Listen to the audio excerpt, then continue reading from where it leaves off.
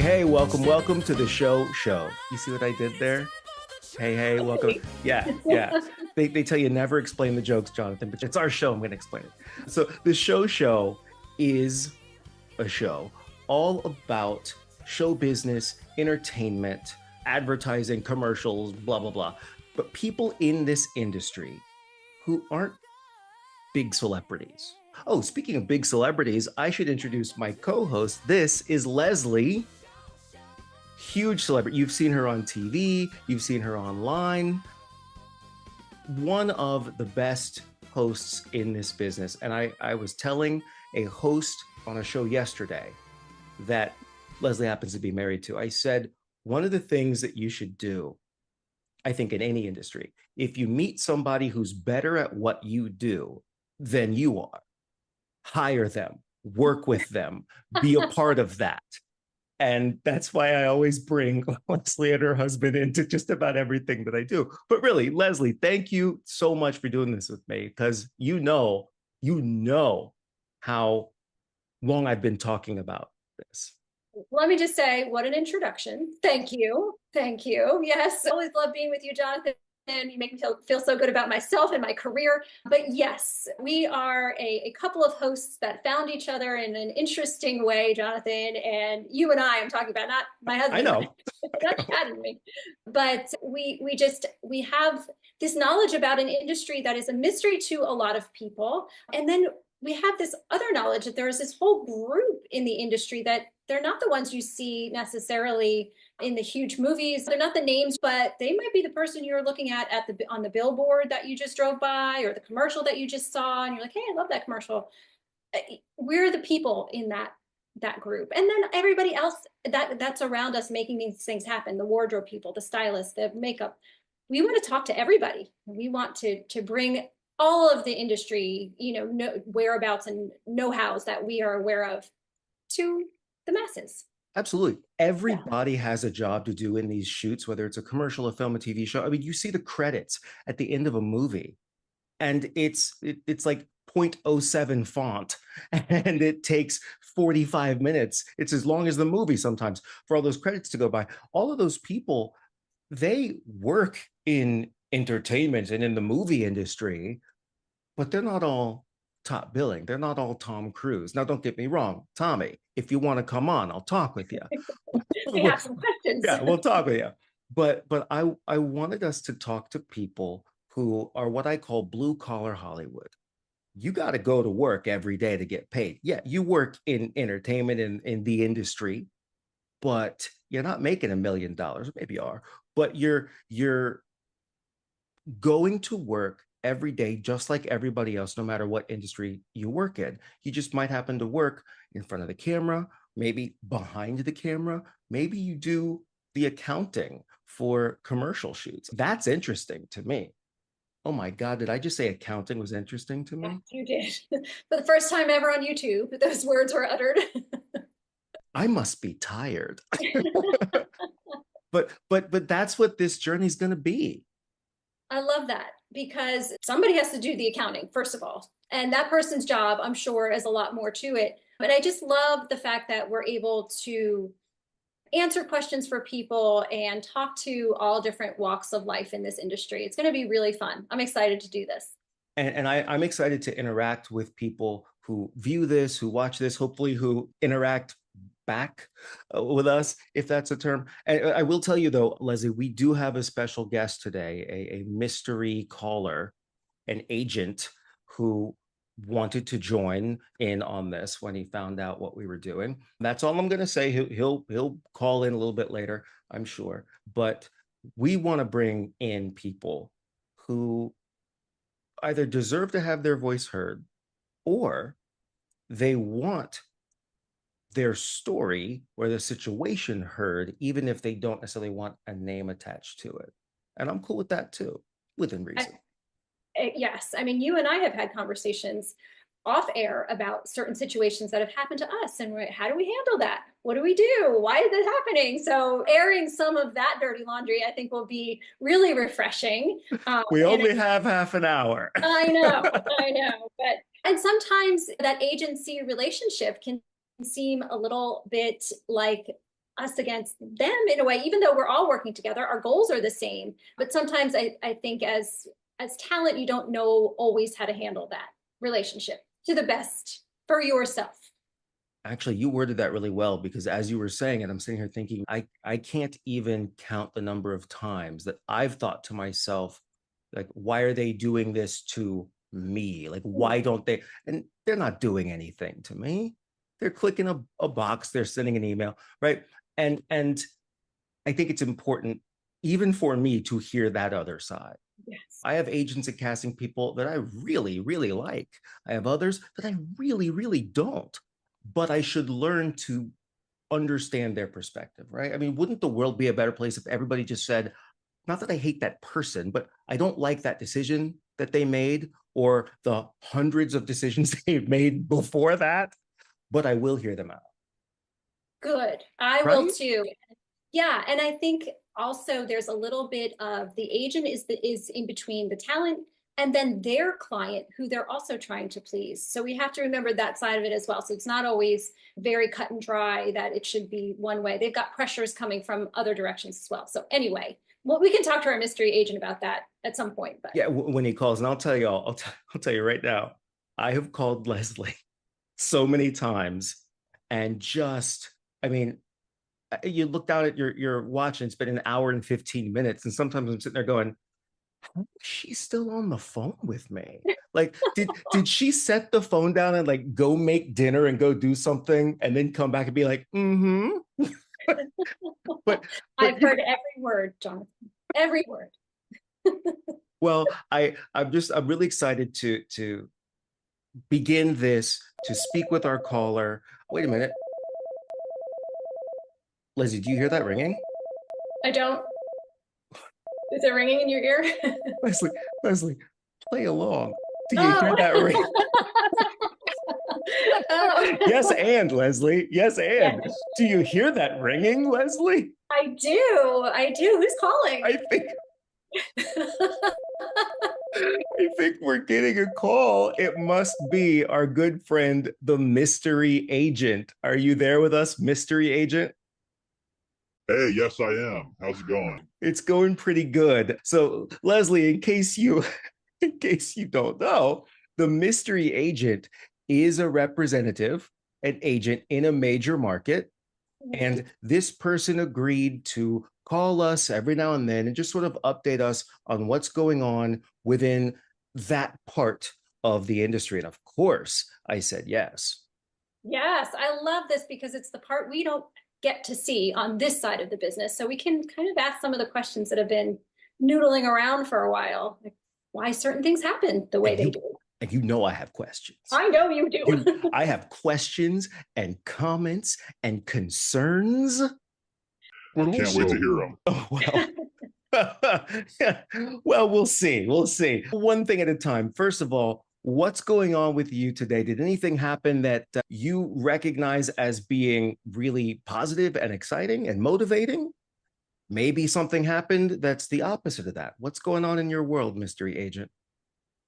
Yeah, actually, what I wanted to bring up was I want to talk about like the work an actor does versus the work an agent does and how that relates to things like commissions. So I was talking to a new actor today, very new, just started doing it, very young. And he told me a story that really just it didn't sit well with me.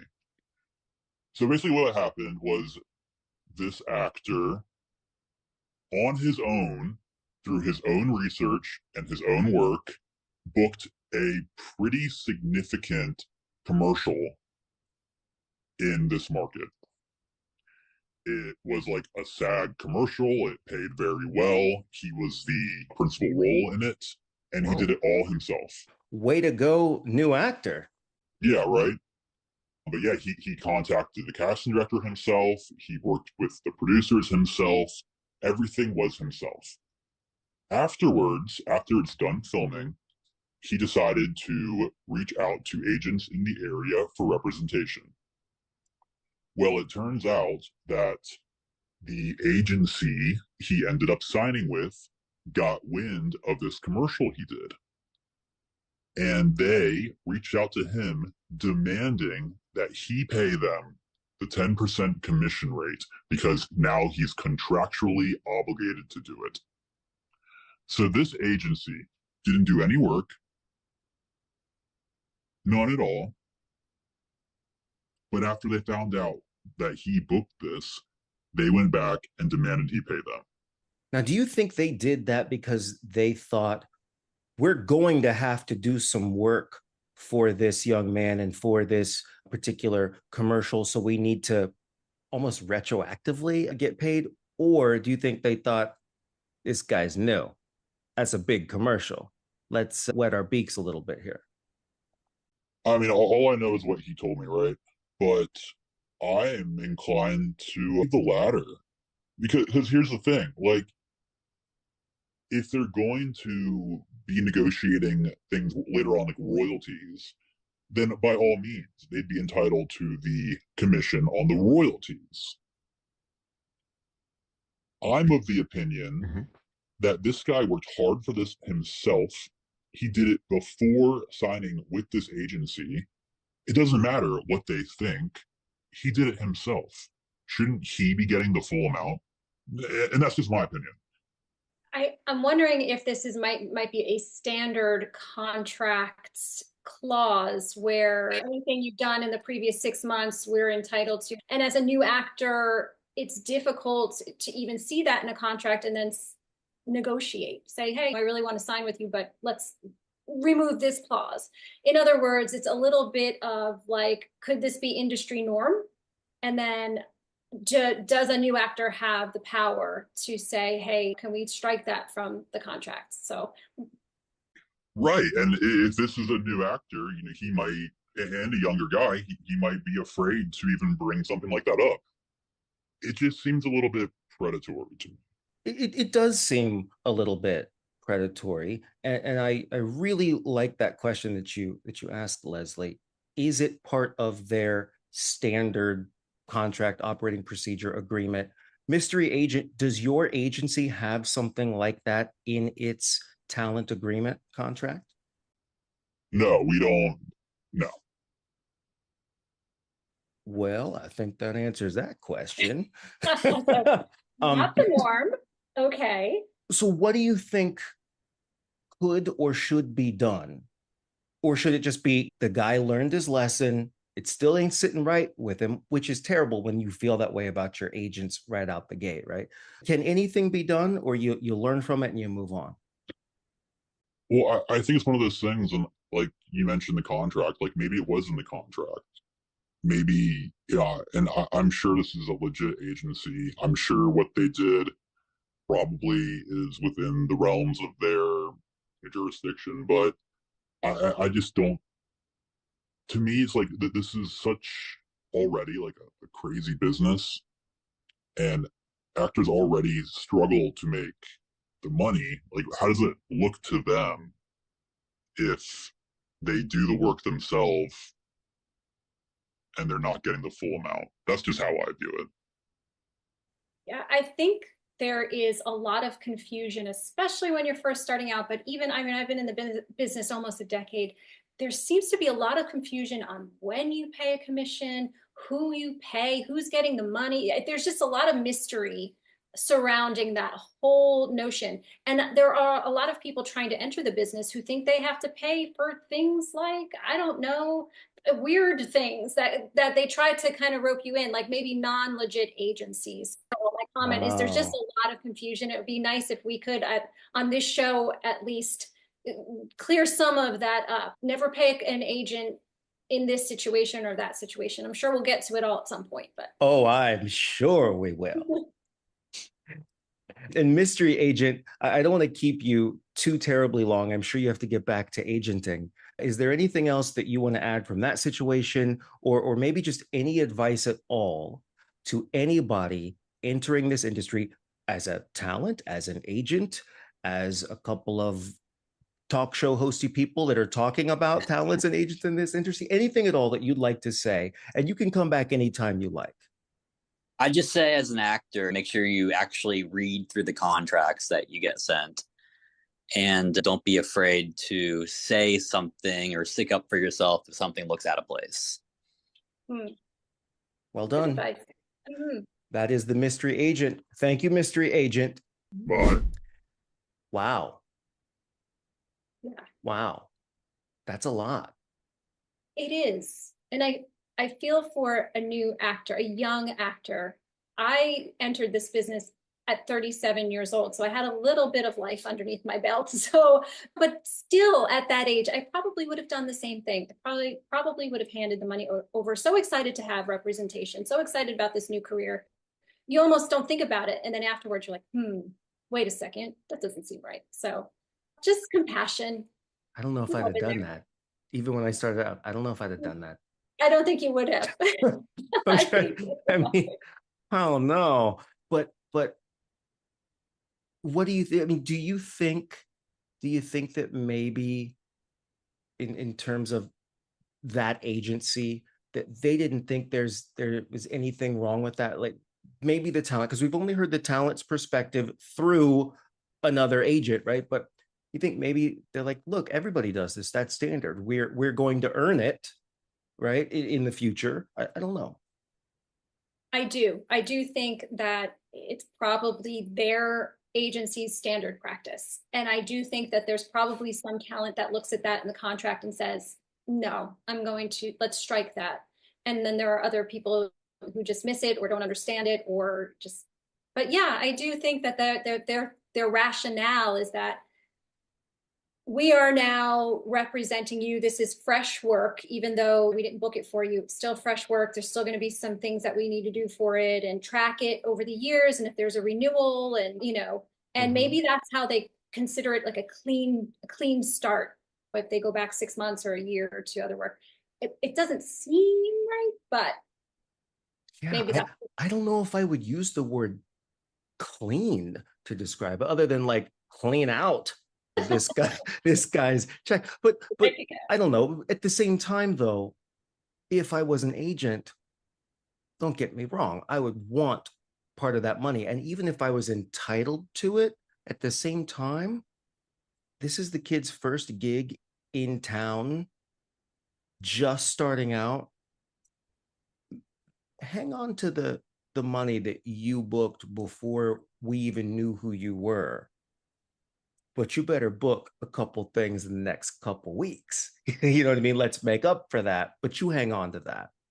Right. And then the other part of that is also, hey, new talent, you can't go booking things on your own anymore. I mean, maybe that's what they're saying too. Like, Ooh. you have to go through us for everything. So, and that could be part of the contract, and it probably is, I would imagine. I don't know. But what I might try to do, I might try to get a hold of an agreement from that particular agency. I'll do some dialing. Nobody does that anymore. 40-year-old Jonathan. Nobody's dialing. I'll do some Googling. Oh man, I'll Google it and maybe work some connections, see if I can get a hold of that contract and see what it really says in there, or any agency contract, and just go over it and see what we think is acceptable, what we think isn't. Yeah, we should talk to an entertainment lawyer too. Let's have him or her review it. Yeah. I wonder if there's anybody out there that wants to leave a comment about a similar situation. If they've been in it, we'd love to hear it, because we'd like to talk about it. Absolutely. If you've ever felt like the agency or representation, whatever, took a little or a lot more than they were supposed to, yeah, I think I'd like to hear that. And we don't have to necessarily, you don't have to use your full name or whatever. But yeah, that would be really interesting. I'm sure it happens more than we realize. Yeah.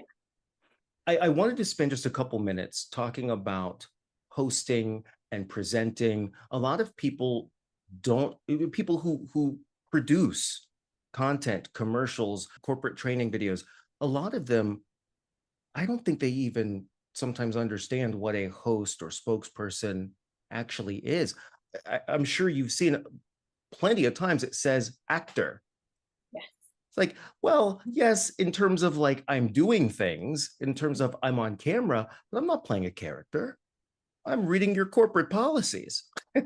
They might be a little dramatic, but that's not a character. Yeah. So in terms of hosting, you've been doing that most of your career in entertainment, right?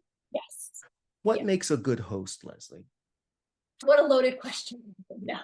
There are a couple of things to look for, in my opinion. And it's interesting that you said the call is a lot of times for actors, because that is part of it, being on camera, being comfortable in front of a camera. Yes, that makes a great host. But the big difference is hosting is really your personality on camera, bringing yourself into whatever it is that you are hosting. And there are so many different types of hosting, as we've discussed many times. There's the type of hosting that we're doing right now, which is this really relaxed kind of talk show. But what people don't understand, Jonathan, is that you are going through a certain set of techniques that the layperson wouldn't necessarily know. You're moving the show along. You're creating that connection between me, the co-host, and the audience watching you. So there's a lot of little things that hosts know. There is really a technique behind it. And so if you're looking to hire a host or a spokesperson, and a lot of times those terms are interchanged and they do mean a little bit different things, it's a good idea to look beyond the headshot. That's probably the first thing that I would say. You see this beautiful person and you're like, yes, this is the representative of my company. You don't know that yet. You like their look, yes. But what are the types of things that they've done before? Have they ever hosted before? Can they read a teleprompter? And how do you find these things out? You can look at the resume. If they have a hosting reel, which is something we can get into more detail about one day, about what should be on that reel. Even if it's, yeah, it's a couple of clips of you in front of a green screen reading something, or you in a co-hosting situation. It just gives a little indication that they've been there before. But that doesn't mean that every host, even new hosts, can't be good hosts. But if you're looking for somebody seasoned, look for that reel, I would say. Look for at least a little bit of a reel put together, not just an acting reel, because the skills are different. There's a couple of other things that we can probably talk about, but in general, I would say look beyond the headshot. That's probably rule number one. That's great advice. And it doesn't mean that that person doesn't have to have some sort of photo in their marketing. I mean, and it's got to be relatively recent. I would argue that it doesn't have to be as recent as an acting headshot. If you're the host, you're probably going to look similar to how you looked, say, 5 years ago. I'm okay with that. Even when I've hired spokespeople or UGC people, it's like, look, it's probably that headshot. And then in the reel, I'll see something more recent and I'm cool with that. It's different where you're playing someone's dad or someone's son, and now we're 5 years later, right? I think the reel, though, I think having examples of work you've done before, I think that is so much more important than a picture.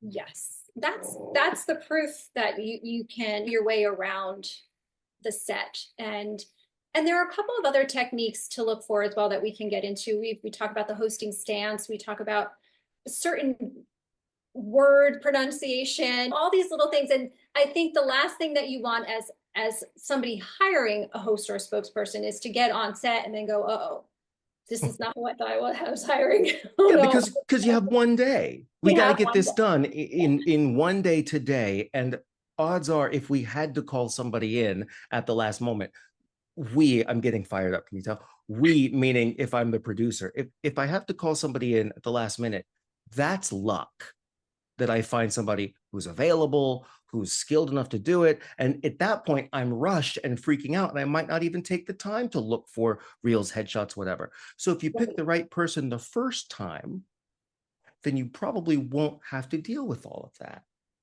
Yes, exactly. When I first started in the business and started posting on things on Instagram and doing this, there was a hashtag that I saw a lot of other people use, and it was like hire professionals or hire a professional, I think was the hashtag. And I was like, that's interesting. But then over time, I started to really understand that phrase, like hire a professional. Oh yeah, you can't just get anybody off the street to do a lot of these things, even though everybody's on camera these days and everybody has their own thing going on. We get it. But if you're looking for a certain level of production and looking for the talent that can handle really dense scripts and get through the day easily and smoothly, you got to hire a professional. You just do. With letters of recommendation and references. And this will be a totally separate show, but let them tell you what their rates are. Let the professional tell the producer, this is my rate as an independent contractor. Let them do that, because odds are they've been hosting and they've been themselves, their personality, doing this for a long time, and there's value in what they do.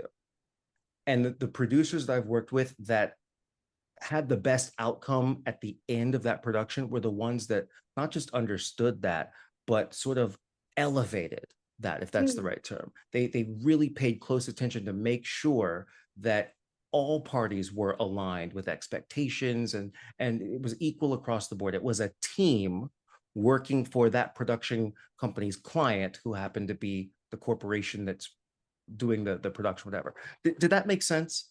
Yes. Yeah. And it's a and team. As talent, we're often one of the last people to be brought into that team. And so you don't always feel like you're part of it. You don't always see the bigger picture. But I really like how you, Jonathan, handle giving people your rate, how you handle a lot of that part of the business. And so I think there's a lot to be gained from your advice on a platform like this for people who are just starting out, or maybe you've been in the business for a long time, but you need some help in that area. So goodness knows I can complain to you, Leslie, for hours. I can sit in a dark room and yell at nobody, and I have. But I think there comes a point where, what good is complaining unless you do something about it? There comes a point. I don't know if I'm at that point yet. Maybe that's what this is. We'll see. But I don't think everything is intentional. Like the mistakes, the mishaps, things. I don't think it's always intentional. But I think sometimes it is. And I think to be a good professional anything, you have to have boundaries and expectations and minimums. And I mean, why else would they call you a professional? that's right. And you have to get really good at advocating for yourself. Absolutely. Yeah. And that is something that I hope the show can do. No, wait, that's terrible. The show can do for a lot of people. I was going to go somewhere cute with that, and it turned out to be not cute. I liked it. I would have gone with it. What the show can do, I don't know. Maybe I should change that name, Leslie. I don't know. I'm sure it came to me. When I was, now that I'm 40 and taking the garbage out and out of breath, walking to the dumpster, feeling like that guy in the Sahara Desert with the t-shirt around his head. And the dumpster's just at the end of the condo complex. And I was like, oh God, I don't want to go outside anymore. I'll just do a show. What do I call it? I'll call it the show because it's about entertainment and show business. And hopefully we entertained you guys today with all of our talk of show business. And we're gonna be back at least once a week and bring you lots of fun, interesting, useful information with fun, interesting, and brilliant people that I think deserve a high five of some kind. Yeah, love it, Jonathan. Can't wait to be part of it. This is so exciting. It is. And questions, leave them in the comments and we'll get to them. We'll talk about it. Yes. Awesome. Okay, that's it for the show. Good night. Goodbye. Till next time.